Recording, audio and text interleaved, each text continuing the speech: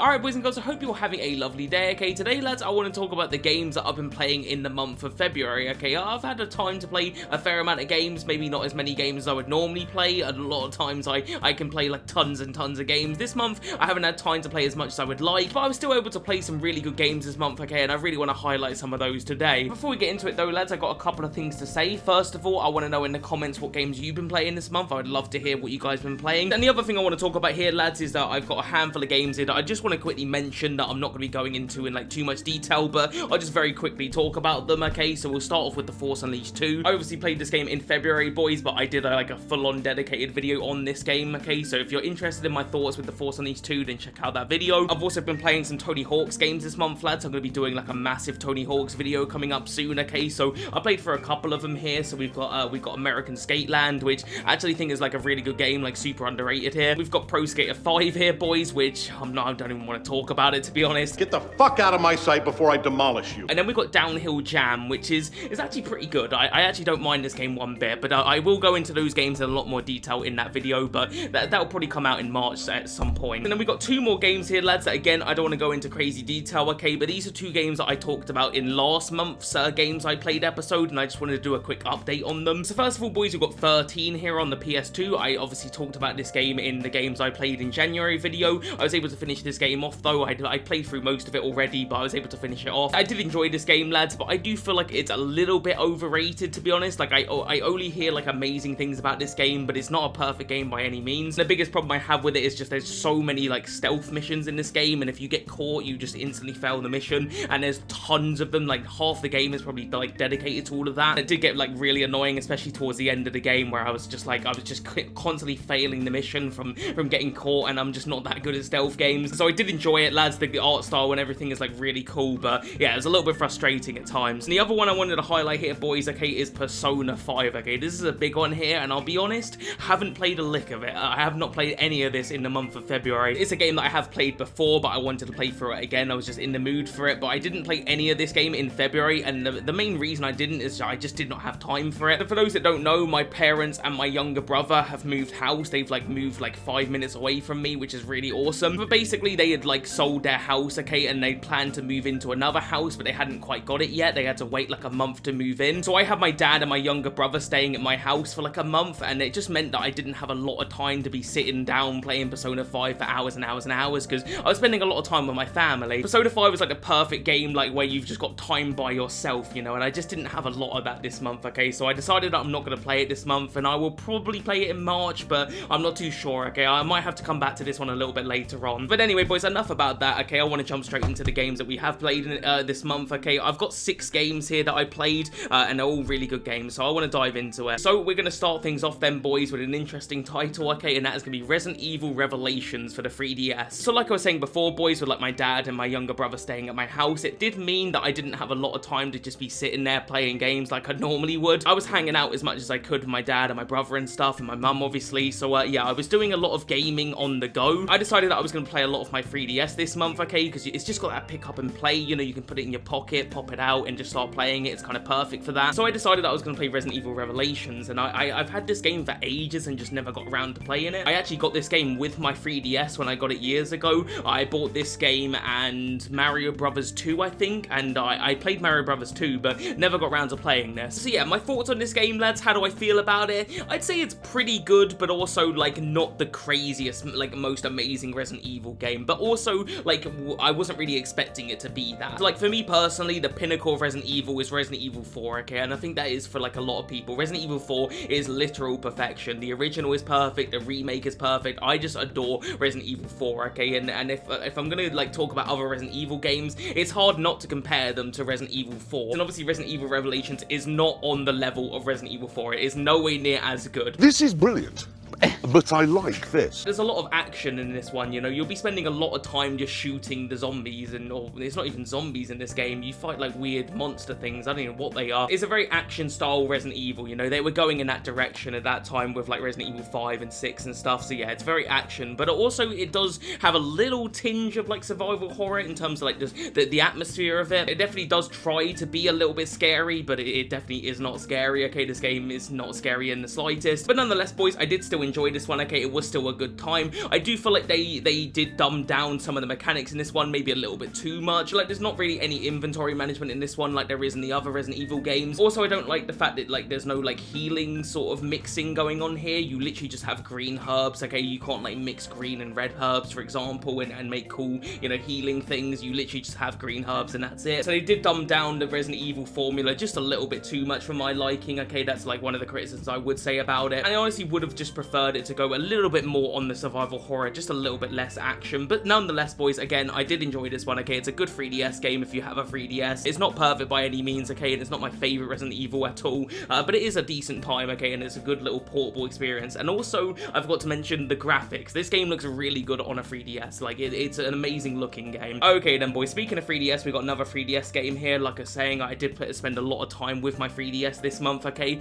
So yeah, I played in Super Mario Land, I think it's called. I get confused because there's another one on the Switch that's called Super Mario World, so sometimes I feel like saying that. So yeah, Super Mario 3D Land here, boys, okay? I did play this game for the first time this month, and it's a pretty damn good Mario game. Is it my favorite Mario game ever? Definitely not, okay? My favorite Mario game of all time is Mario Odyssey, and that's you know, that's all the way up here. You can't compete with that game. It's too perfect. This game is somewhere around here on the Mario games, and it's not like saying it's a bad game, because it's still pretty good. It's just not quite on the level of the other 3D Mario games I've played. I'd maybe even say it's my least favorite 3D Mario game. See, I didn't know I came here to be disrespected. This game plays it pretty safe, you know? There's nothing that's gonna blow you away, and you're not gonna be like, oh shit, like this is the best game I've ever played, you know? It's very safe, but it's still a very fun game, you know? You will play this game and have fun, and I did enjoy it. I just feel like some of the different environments with this game were a little bit forgettable. Like, if I think of Mario Odyssey, you know, I think of the Luncheon Kingdom, or I think of the, like, New York's level, you know? I think of these amazing levels.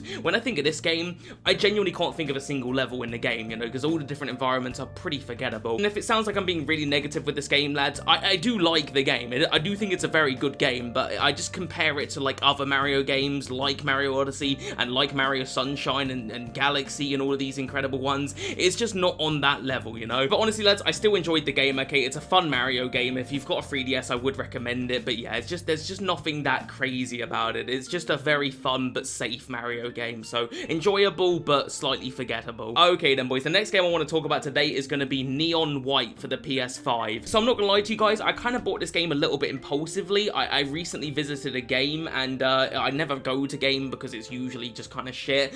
They very rarely have anything in, but I was kind of just in the area of a game, okay? My dad was actually doing like some bed shopping, and I was getting bored, you know, waiting for him, testing out beds and shit, so I just had a look in game, see what they had. They had this, and I was like, you know what, I really want this game, so let me just get it. I probably could have ordered it for cheaper, but I did want it, so I just picked it up. And basically what this game is, lads, is it's like a first-person shooter, but like a speedrunning type thing. I don't know how quite to describe the gameplay. It's pretty easier. I just show you some of the gameplay. And basically, you want to complete these levels as quickly as possible, okay? You basically get, like, medals for, like, how quick you can do the levels, so obviously the quicker you do it, the better medals you get. And I will just say, boys, a little bit of a brag here, but I was able to get a minimum of gold on every level, so just saying. But anyway, boys, I absolutely adored this game, okay? I thought it was, like, gameplay-wise, 11 out of 10, 12 out of 10, 13 out of 10, just 100 out of 10. The gameplay was perfection. I honestly adored every second I spent playing this game. It was so fun and so addictive, and I love these types of games. I just found it super duper enjoyable, and I would recommend this game to absolutely anyone because it's so ridiculously fun. So I do also want to highlight the soundtrack here, boys, okay, because the soundtrack to this game is so freaking good, okay? I mean, I've been listening to this soundtrack now since I played this game. I listen to it whilst I edit videos and stuff, and it is one of the best soundtracks to a game. It's so freaking good. These guys are like real musicians. Just listen to some of this and it'll blow that poppy trash music right out of your head. Wait. Oh man, that's like the best part. So yeah, I've been kissing the arse of this one, lads, okay? You probably think that this is like the best game ever made. There is a bit of a downside to it though, lads, and that is like the story and the dialogue here. Now, it's not like necessarily the worst story in the world, it's just some of the dialogue here is incredibly cringy. Like, for example, here, boys, you have a character called Yellow, and this character is the worst. Like, he annoyed the shit out of me because he just would say bro constantly. He would just be like, bro, like in the worst like accent ever. We rode together for years, bro. Got up to some crazy stuff. You are my Sasuke, man. The darkness to my light. And then you have Violet, who has the most irritating voice in the world and just spouts weird, I don't know, it's just weird shit. Me too.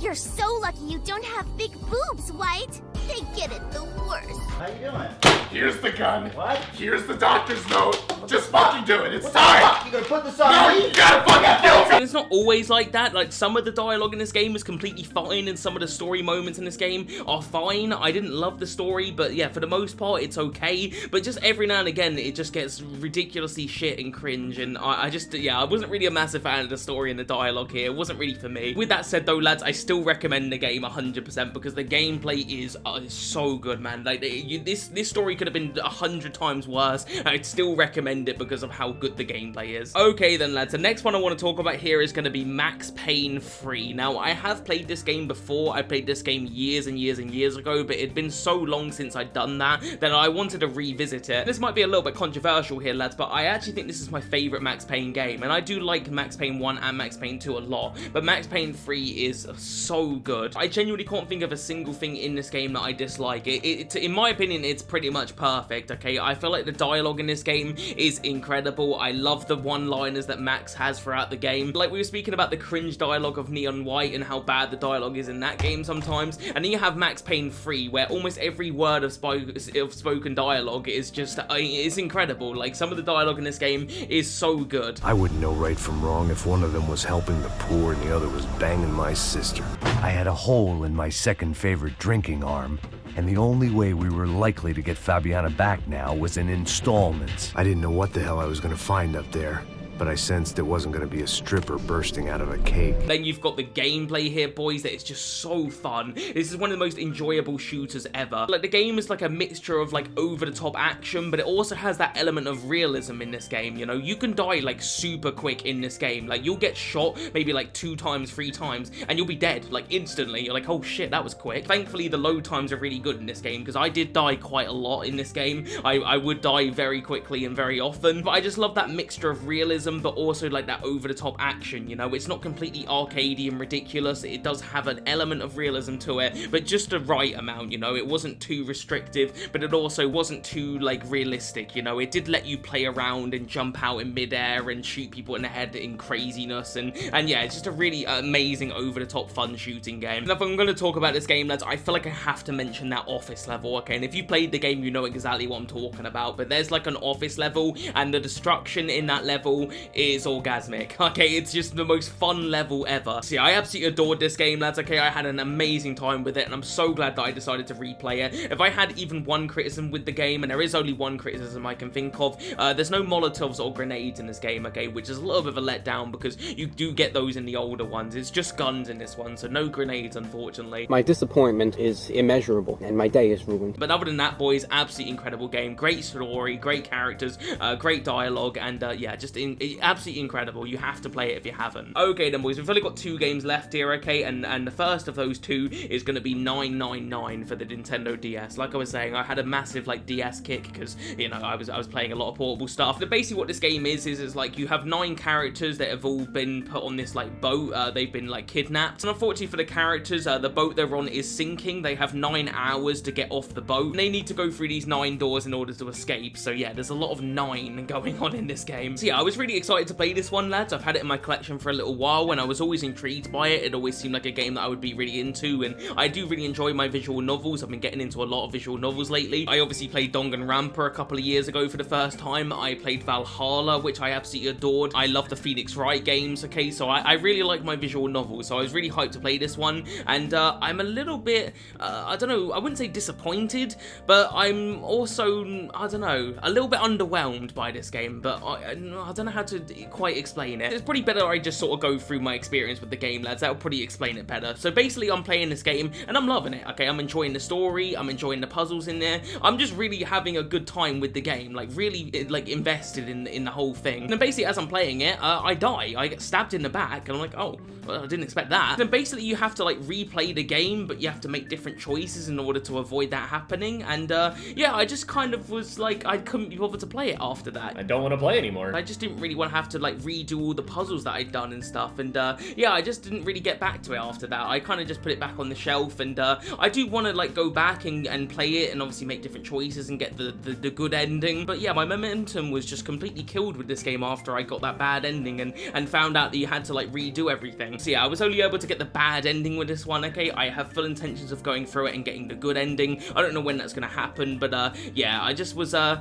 don't know, just a little bit underwhelmed because I was really enjoying it, like really invested, and then when I had to like replay the whole the game, you know, I was kind of like, oh, that's a little bit shit. Alright boys, the final game I want to talk about here is it's a little bit last for least, okay? This is probably like the worst game of all of these games here, and that is going to be Reservoir Dogs on the PS2. I played this game just a few days ago, actually. I literally finished it in like a couple days. It's an incredibly short game, okay? It's not very long at all. You can probably beat this one in like 3 hours tops. So yeah, I won't lie to you boys, it's not the best game in the world by any means, okay? It's in fact kind of a bad game, but I also kind of enjoyed it, you know? It's a little bit of a guilty pleasure. I want to start off by saying that I absolutely adore the movie, okay? Reservoir Dogs is easily one of my favorite movies of all time, so I knew I wanted to play the game because I was just intrigued as to how they were going to do it, because honestly, like, the movie doesn't lend itself well to video games. Most of the movie is just like a lot of talking, you know? It's classic Quentin Tarantino dialogue, so yeah, I was wondering how the fuck they were going to make a video game out of that. And I know there's like a little bit of action in the movie, but there's not a lot. It's mostly talking. I feel like if you're going to do a game adaptation on a Quentin Tarantino movie, you would do something like Kill Bill. Like, that makes way more sense to do a video game on. In fact,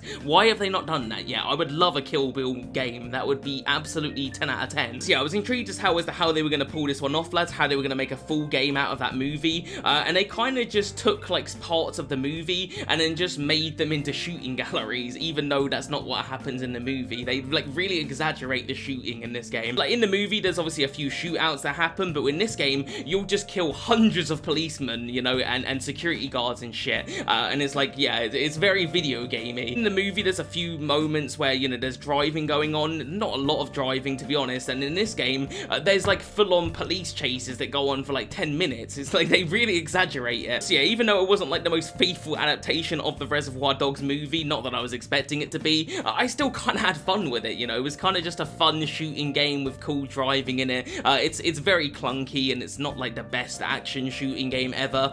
You know, there's definitely better games out there, but I still kind of had fun with it, you know? It wasn't the most perfect game, but yeah, it was still, I don't know, just a bit of a guilty pleasure, I think. And I will also say with this game, lads, I love the dialogue in this game, okay? It was hilarious to me, because basically they'd like take the movie and adapt it in the cutscenes, but they weren't able to get like the actors to do it. So you've got these people that look nothing like the characters in the movie doing terrible impressions of the characters, and it is just so funny. At that point, it's every man for himself, man.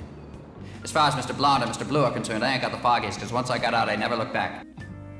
What the fuck was that? So yeah, I just couldn't wait to get the cutscenes, honestly, because it just made me laugh at like how bad some of the impressions were. I will say that there was one character that I'm pretty sure they did actually get the actor to play them. I think it was Mr. Blonde. He sounded pretty much bang on, so I'm going to assume that they did actually get the actor to do that. Are you gonna bark all day, little doggy?